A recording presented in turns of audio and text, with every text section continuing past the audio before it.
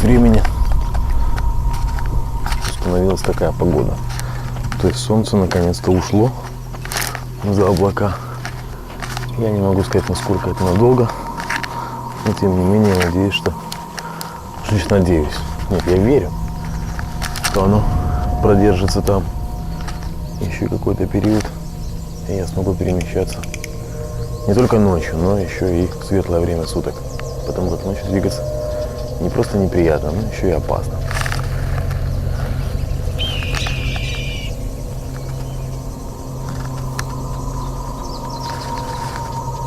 Вчера, к примеру, температура была 56 градусов, и техника отказывалась работать.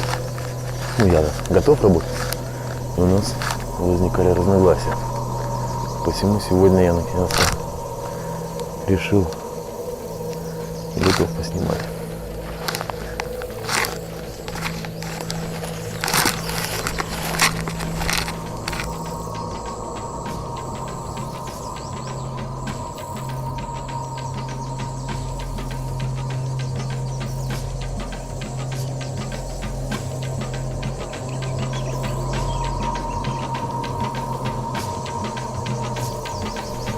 Движение по дорогам такой местности – это правильное решение, потому как по дороге звери практически не ходят, они могут переходить. И можно понять, какой зверь в каком направлении перешел. Ну, во-вторых, дорога – это линейный ориентир, по которому достаточно просто ориентироваться. Плюс понятно, кто переехал, в каком направлении. Это достаточно безопасная территориально часть моего маршрута. Но заглубиться придется. Кстати говоря, на дороге сразу понятно, что здесь происходило некоторое время назад. Судя по этому следу, здесь не так давно явно кого-то проволокли. Оттуда туда, потому как направление примятой травы указывает четко в том направлении. И судя по следу, достаточно вес того, что проволокли, не менее 80-100 килограмм. И это произошло после того, как здесь проехала машина весом не менее 2 тонн. Становится жарко.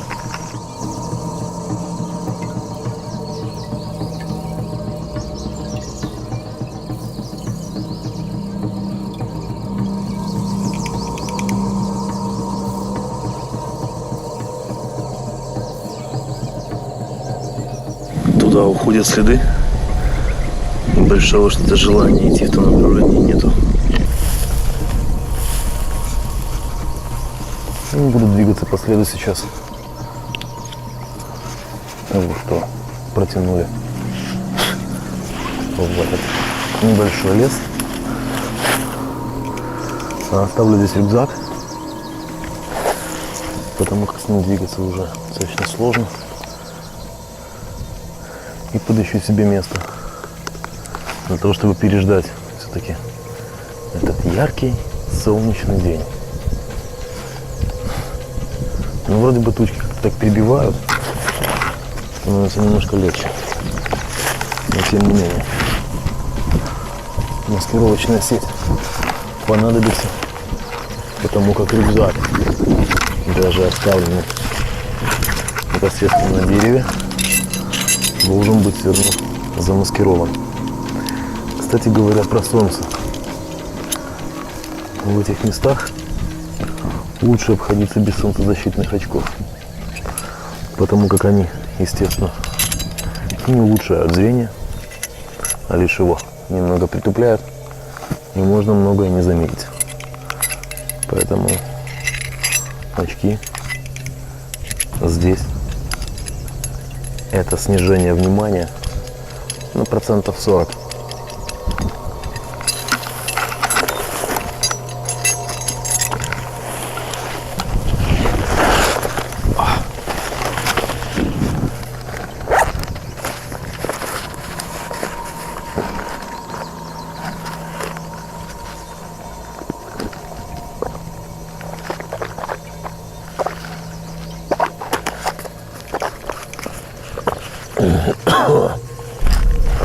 Удобство размещения рюкзака на дереве заключается в том, что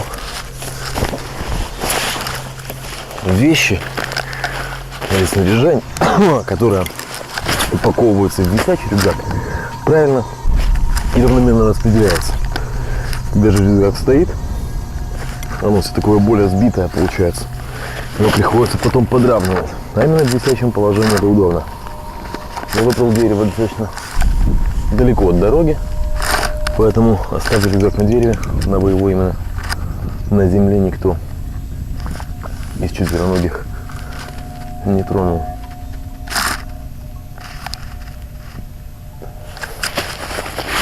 А возьми с собой самое необходимое.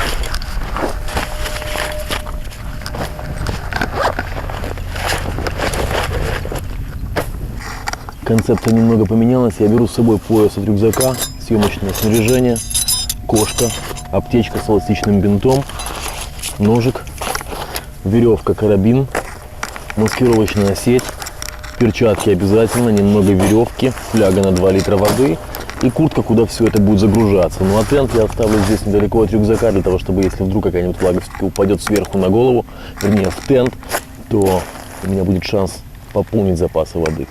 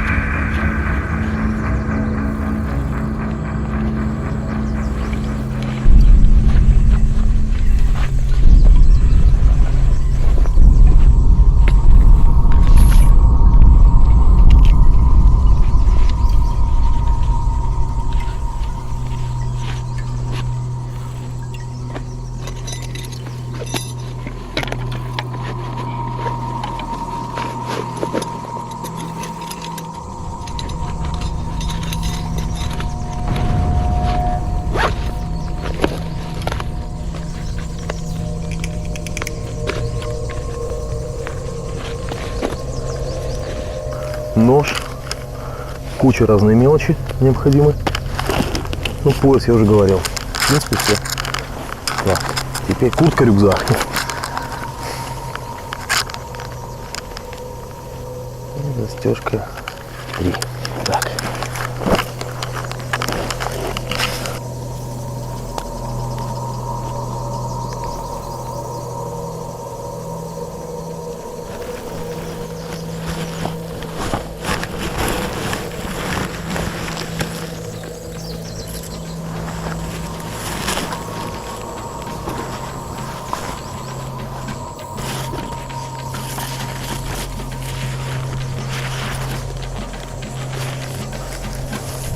Кое-что забыл.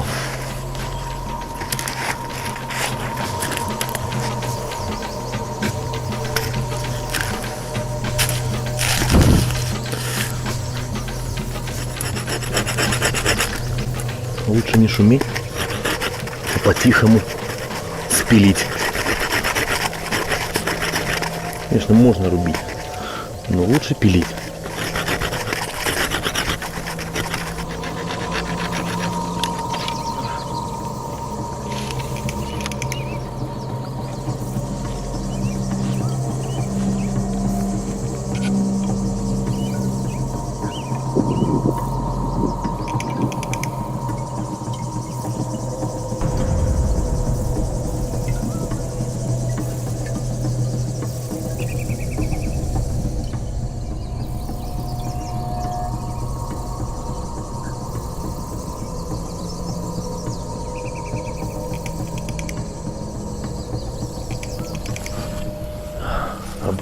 что надо. Я не уверен, что там есть, конечно, какая-нибудь вода или родник. Но проверить стоит. Правильно. А здесь я еще параллельно нашел испражнение зверя. Я думаю, что нам однозначно чуть позже пригодится. Но сначала вниз.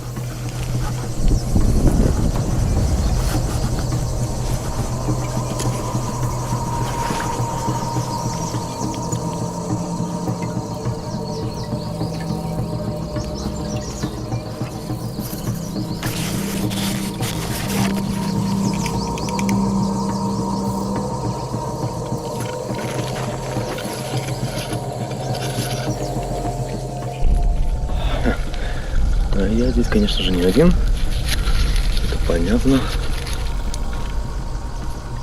Пахнет приятно. Но мне никакой необходимости не нужна. Благо вода. Она, конечно же, находится там внизу. Вон там. 4 метра, наверное. Поэтому я буду привязываться к дереву. Тихо. Вот к этому. И спускаться.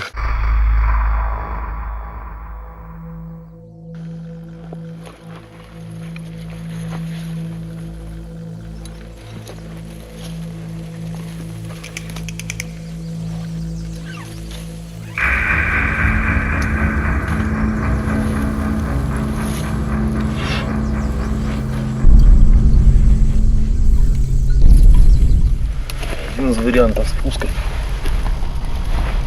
на канате.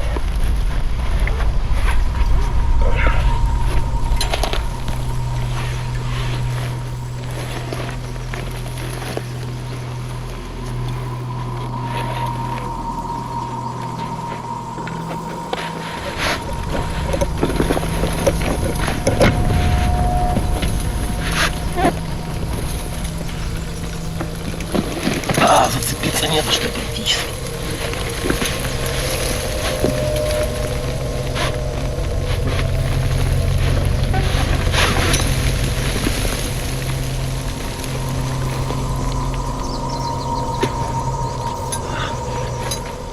Возможно, и зря спустился, но зато я обнаружил пару осиных гнезд.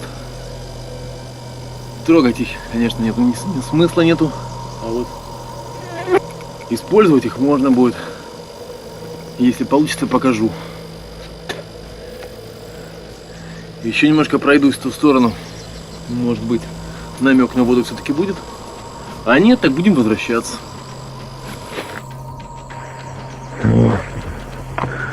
Словно растяжка. Такая. Реально. Не так просто порвать. Мощная.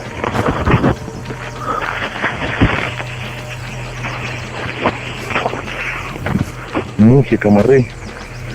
В общем, да. Много, конечно, напоминаю здесь о влаге, но ее здесь нет. Пауки, птичь. И, конечно же, змеи. Змеи. Их следы здесь повсюду. И поэтому, наверное, углубляться чуть ниже не стоит. Надо подниматься.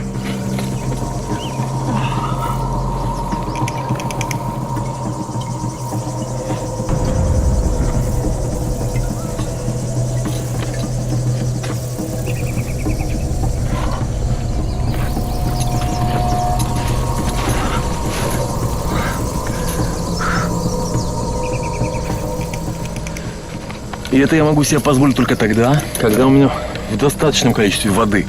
Потому как сейчас я потерял влаги и ее не нашел.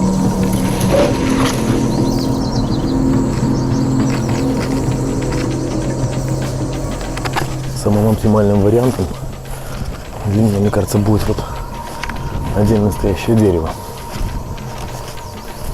Потому как здесь мало кто бывает. Хотя трава примятая, но видно, что это парнокопытная. И плюс здесь птичий помет. Причем помет такой именно, не голубиный, а видимо серьезного хищника, который здесь следит за округой. И соответственно, если пернатый облюбовал это дерево, он здесь уже не один день сидит, значит здесь хищников точно быть не может.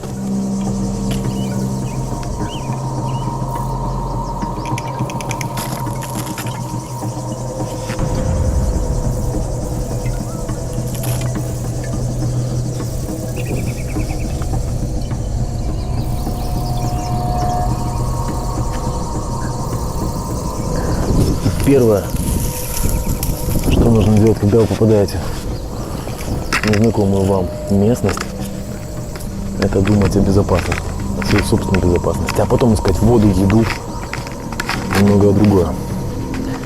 3 эшелона, так сказать, самообороны,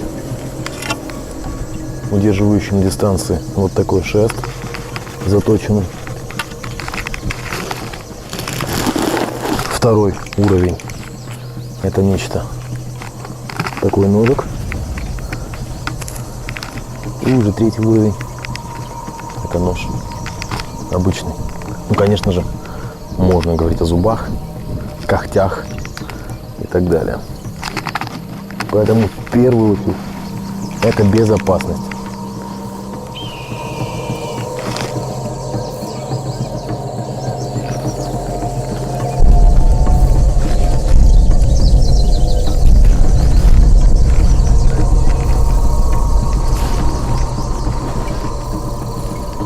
Начался дождь, но мне нужно кое-что успеть до дождя. Мне нужно выжечь немного травы для своего места.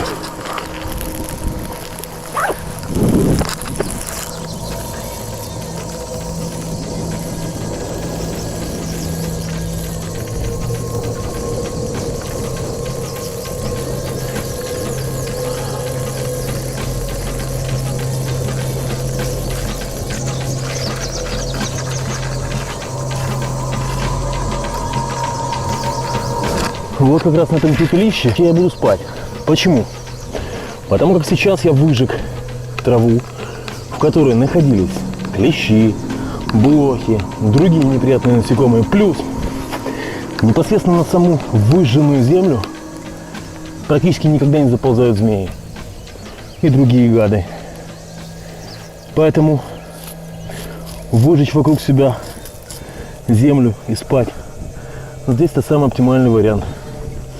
Плюс большие звери чуют запах огня и тоже, как правило, не подходят. Поэтому это правильное решение.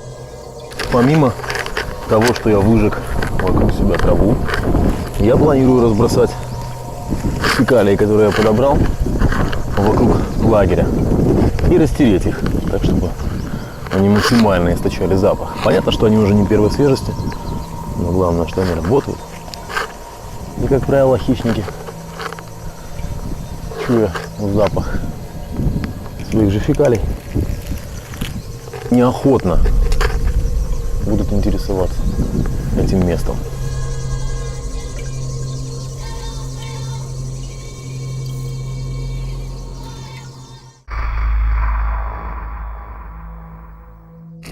Мне действительно сегодня повезло с погодой, и солнца нету. Солнечного удара мне сегодня не удастся получить, это прекрасно, но, возможно, можно отхватить тепловой удар. И чтобы его избежать, можно сделать следующее. Для этого я буду использовать рис, эластичный бинт, резинку и воду. На эластичном бинту или бинте, как вам удобно, просыпается, в смысле не встает с утра пораньше, а просыпается рис более-менее равномерно. После этого его следует уложить внутрь и свернуть трубочкой. Так, чтобы он, естественно, не рассыпался. После этого я ему оборачиваю шею.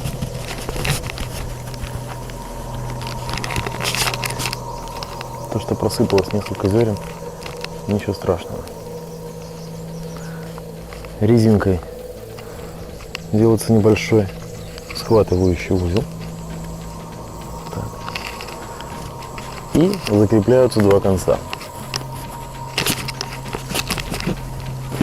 Можно подзатянуть под схватывающий узел, так, чтобы плотно прилегало данное украшение на шею.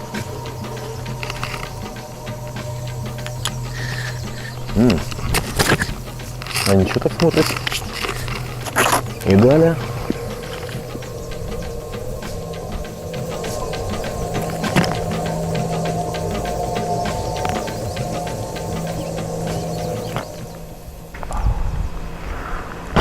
что происходит? На данный момент вокруг шеи у меня образовалось достаточно прохладное кольцо, через которое проходят магистральные артерии. И кровь, гонимая в них, будет охлаждаться при помощи этого кольца. Рис впитает в себя влагу, но не выпустит ее сразу, и будет достаточно прохладным. И посему, плюс-минус, может быть, минут 30, если без солнца, то данная конструкция будет сохранять влажность. И, соответственно, температура моего организма и кровь, поступающая в голову, будет не такой разгоряченной, что поможет мне избежать теплового удара.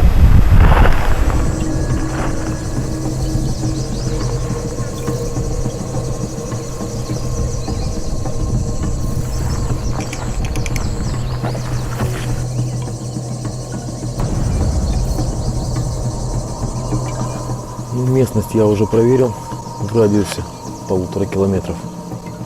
Отходил, посмотрел. Ничего опасного я не обнаружил.